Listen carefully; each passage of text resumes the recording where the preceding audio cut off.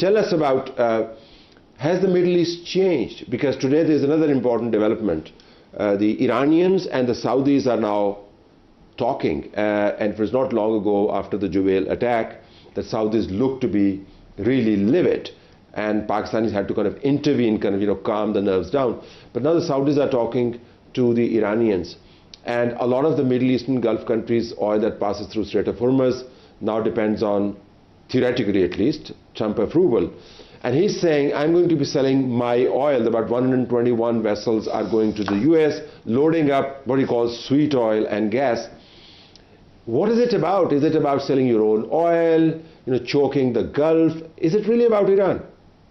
Well, I want to go back a little bit. You guys were having this exchange earlier where I was reminded of something I read a while ago, that in negotiations, you don't get what you want, you get what you negotiate. So we had these talks here, we saw these talks here in Islamabad, and of course there was a flurry of reports about how the talks had failed. I just don't know how people expected a decades-old conflict to be solved in one sitting. Mm-hmm. I think it was pretty clear to most reasonable observers that this was going to be a process rather than just a one-day, look, we got them together and boom, everything was ironed out. So I think what's happening right now is they had the first session and there's going to have to be a follow-up. In that period, are you sure of that? There's going to be a follow-up, like like indirect talks or direct talks or mediated? It hasn't been announced, yeah. But your sense is that? The sense is that that's going to happen because there was a lot left. I mean, there was some mixed comments that came out of it, but one got the sense that right now they've gone back home and they're looking at increasing their leverage. So there's a lot of showmanship, posturing. They want to go to the next round with more leverage. So anything that happens now, I think, that's my read anyway, is to try and tilt the balance in their favor. And in between, a lot can happen.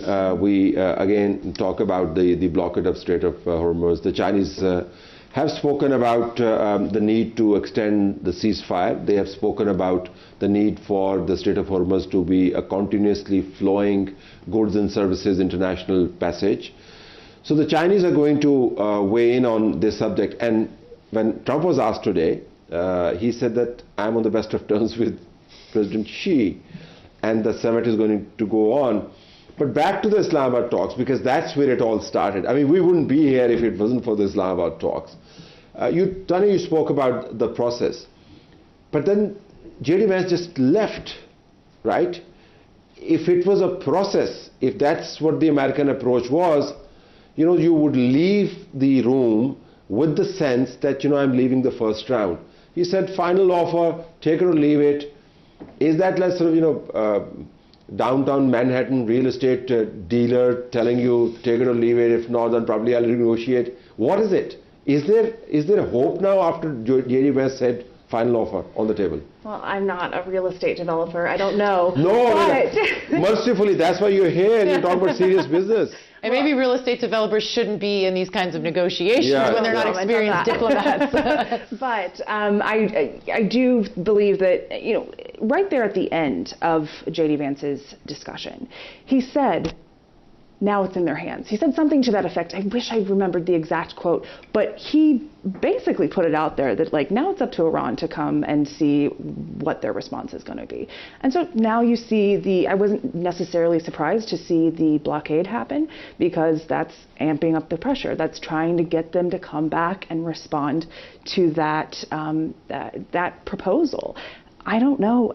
I haven't seen any official response. Have you? No. No. So we're still awaiting that response, really, from Iran. From the Iranians? From the Iranians. Yeah, I mean, no response is also a response. Normally, when the Iranians want to close a chapter, they would close it decisively. The fact that they haven't really closed the chapter, and they've spoken about, goodwill begetting goodwill and enmity begetting enmity. I mean, I think that was a statement by their foreign minister. So you still see the final offer being really final, or is it, as she said, amping up the pressure, trying to get something out of it? Because Trump also said that I don't want 90%. I don't want 95%. I want it all. So it's, take it or leave it. Is that the final thing, or do you see life beyond that? Diplomacy being the art of the possible. I would say, well, guess what, Mr. President? We did have the Strait 100% open and free-flowing Thank you very much for saying that. You did this. It was. There wasn't any tolls. There wasn't any bombings of one another. There weren't innocent civilians, cultural sites, and U.S. service members being killed. That wasn't happening. And now we find ourselves in this place. And to build off what Tanya was saying, in negotiations, J.D. Vance was very clear. He said, he came out in that press conference that Caitlin was talking about post-discussions, and he said, we gave them our list, and they didn't agree to it, and so we're done. That is not how you negotiate. It's just not. That means here's our demands, and if you don't say yes, then the talks are over. Well, clearly the talks are not over. That's not the process that diplomats talk about. That's like sort of holding you by the throat and saying, either we're not dealing with highway, seasoned diplomats. Yeah. So do you see any life beyond Islamabad talks now? I do. Maybe there's an Islamabad 2.0. Who knows? Maybe it's going to be in some other location. I think this would be a perfect place, and I wish it would have happened maybe in the next few days, because all of these journalists would have still been here and they would have been able to report and not go home. Exactly. It would have maximized the truth coming out, competent, reliable reporting and sourcing coming out. But back to the Strait, I think they came to the proposal with two main issues, which was nuclear was number one or two, and the Strait was, equally balanced.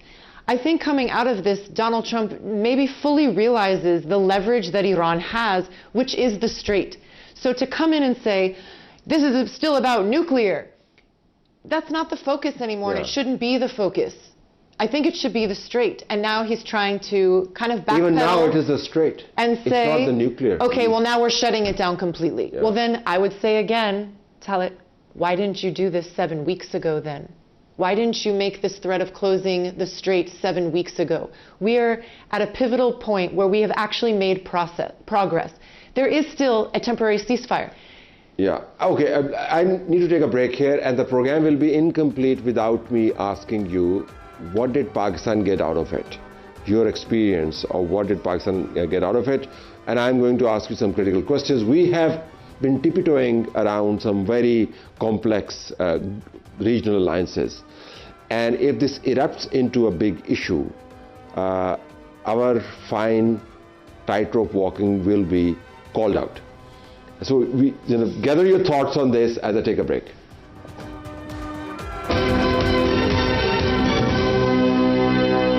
Programme में खुश आमदीद नाज़रीन।